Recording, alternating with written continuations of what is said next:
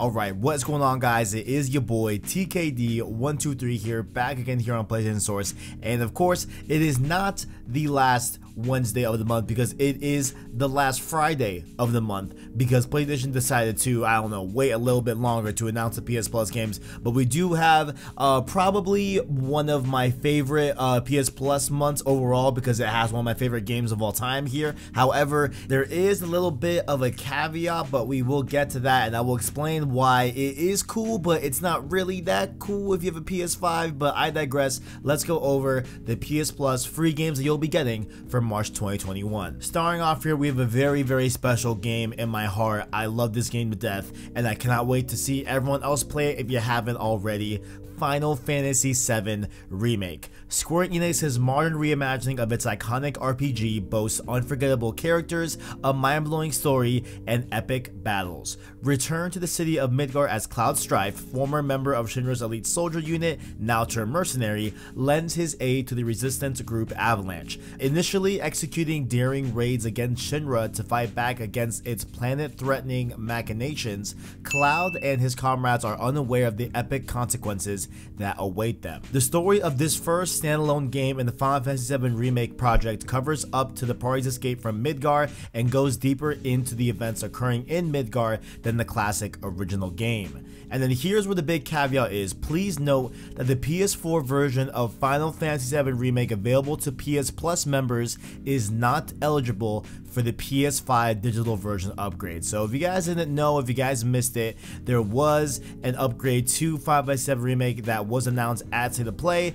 called Final Fantasy VII Remake Intergrade. And so apparently, if you get Final Fantasy VII Remake via PS Plus, you are not eligible for the PS5 digital version because it is a free upgrade, and this one is really questionable to me. I hope that they figure out a way to make it so those that did get it on Plus are not having to buy the game again if they want to play the PS5 version later on in June. I think that's kind of messed up, honestly. Like, I get it, like, because it's a free upgrade, you know what I'm saying? Like, for those that already own it, like, I understand that, but still, I think there's a way to do this that I'm sure you can charge a fee for Plus members to be able to get the PS5 version. Honestly, I think this is kind of not fair, but I digress. Let's just not, you know, dwell on that too much, even though I do think it's unfortunate and hope that they do fix it, because Final Fantasy VII Remake is one of my favorite games of all time, guys. I love this game to death. Y'all have seen on the channel my reaction to the PS5 version. I love this game. This game got an 87 on Metacritic, and I think it should be a lot higher than that. That's just me personally. I am in love with this game, and I am really excited to see more people play Final Fantasy VII Remake because I think it's special. I think it's one of my favorite games of all time for sure.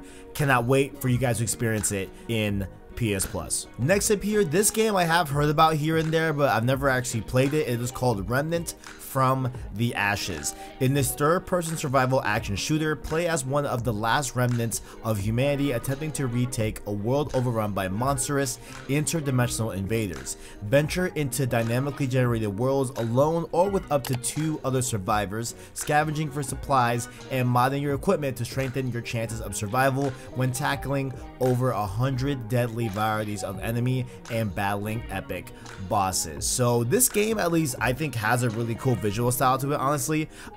It did garner a 77 on Metacritic, so you know, it's pretty good game, obviously. So I'm really intrigued to see how this game actually feels on the sticks and how it actually plays, because I've only heard of it. I've never actually, you know, played it myself. So very interested to see how this all pans out with Remnant from the Ashes, and you can check for yourself with PS Plus this month. Next up here, we have a debut of a game premiering on PlayStation Plus. This is called Maquette, I think, or Maquette. I think I'm gonna say Maquette because that just sounds cool. All that is tiny is simultaneously huge, and this intriguing first-person puzzler designed around a Escher-esque recursive simulation. I hate them for typing that sentence because what the fuck is that? Okay, let's just keep it going. Making its PlayStation 5 debut as part of next month's PS Plus lineup, which is this month, what we're talking about here. Maquette sets you in the center of a world that rules of which are very different from our own. Solutions to puzzles require you to twist the world recursively, manipulating the landscape of a diorama diorama will see those changes mirrored in the life-size versions that surrounds you.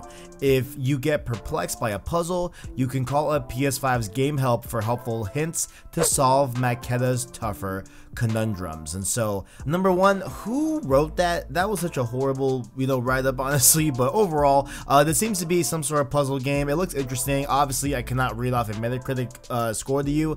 I'm not sure if I'll check this out. Not really looking like my jam, but hey, if you want to try something fresh and brand new, you got one for PS Plus this month in the form of Maquette. And lastly, here in the batch of PS Plus games for the month of March 2021, you will be getting Farpoint, which is a PSVR game. Master an arsenal of weapons to keep yourself alive on a hostile alien world in this free-roaming first-person PSVR shooter.